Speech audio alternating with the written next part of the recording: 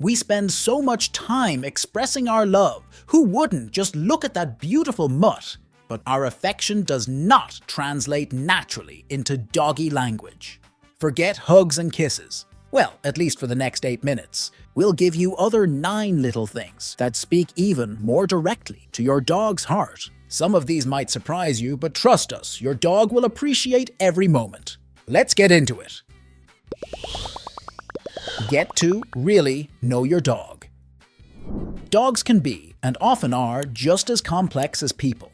We're not just talking about knowing their favorite spot to snooze, or which flavor of treat gets their butt wagging, though that's a good start. I mean really understanding what makes your dog tick. Like, are they the let's chase everything that moves type? Or are they more of a Netflix and belly rubs kind of pup?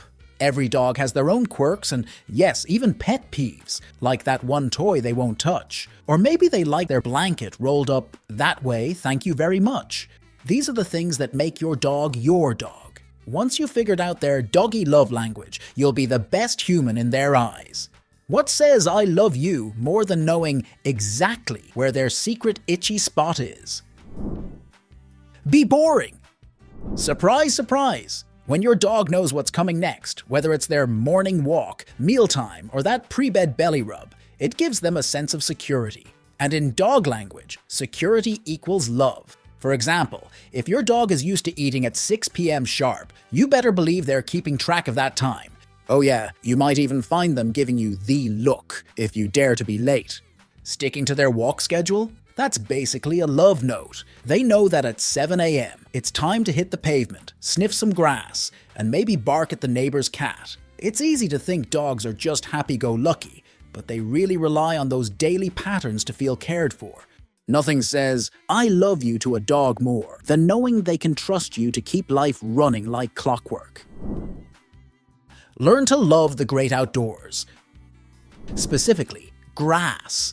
Yep. For some reason, dogs just love rolling around in it, munching on it, or flopping down as if they own that lawn. And sure, we may not fully understand why our dogs insist on rolling like a maniac in that one patch that smells a little too natural. But just roll with it, at least metaphorically. For your dog, grass is bliss. If your dog loves something, even if it's a little gross, what better way to show your love than to let them indulge in it? Even if it means waiting very patiently while they're chomping down on all their grass like they have a personal grudge. Even if it means an extra cleanup session later. Be their mirror.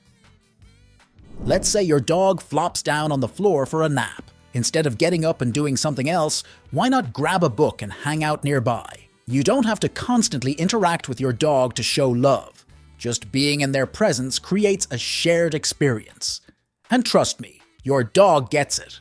Another fun way to make your dog feel loved is by subtly mirroring their body language. If your dog stretches, you stretch.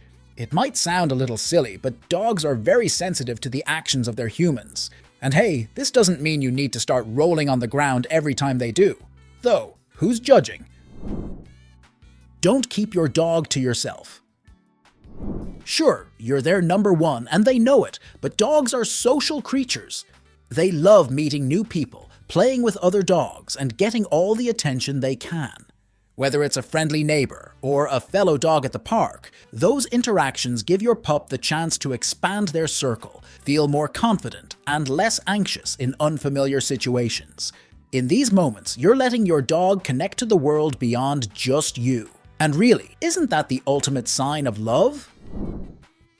Work on your love language. Let's talk about cuddling, because what's better than snuggling up with your dog on a lazy afternoon? But before you dive into full-on cuddle mode, not all dogs are into the same type of affection. Sure, we humans love a good bear hug, but for dogs, it's a bit different.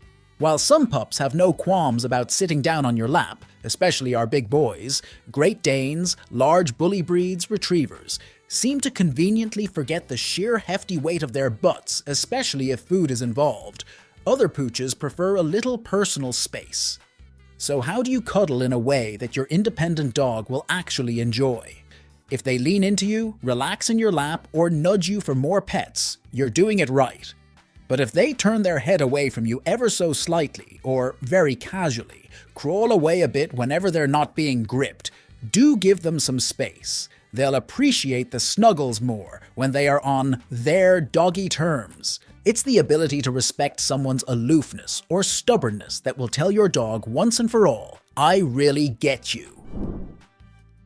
Widen their world. Dogs are natural explorers, and while they might be content with their usual walk around the block and checking that all the usual scents are in order, they'll absolutely love you for occasionally shaking things up. When was the last time you tried a new walking route? Your dog's nose is their window to the world, so you'll not just change the scenery for them, you'll also keep their brain engaged and their senses sharp. Each new patch of grass they've never peed on before is a gift from above, literally, seeing as you're much taller than your dog. And speaking of sniffing, let them do it. Stopping every few feet to let them sniff a lamppost or get nose deep in a shrub may sound like a very jerky walk. But the thing is, your dog's inner meter is not counting the steps. Physical needs aside, the sniff spots, old and new, is what your dog really gets up for every day. Go beyond words. If there's something wrong with this world, is that dogs don't speak human. While telling your dog "I love you" is sweet, and in their beloved baby voice no less, leaning in when you talk to them is what really shows that you're fully engaged in that one-sided conversation. You know, the one where they tilt their head in response to everything you say. Dogs pick up on those subtle cues, like when you soften your voice or crouch down to their level. It makes them feel safe, understood, and connected. Plus, leaning in close is a great way to let them get a quick sniff. They'll appreciate the effort and maybe even reward you with a big wet kiss. Keep your cool when they don't. When your dog was a puppy, you probably expected a few messes here and there, right? But when they're a senior and you find yourself cleaning up puddles again, it's easy to feel frustrated. The truth is, though, your dog's getting older, and just like humans, they might struggle with things they didn't before. Bladder control, slower movements, or even a little confusion.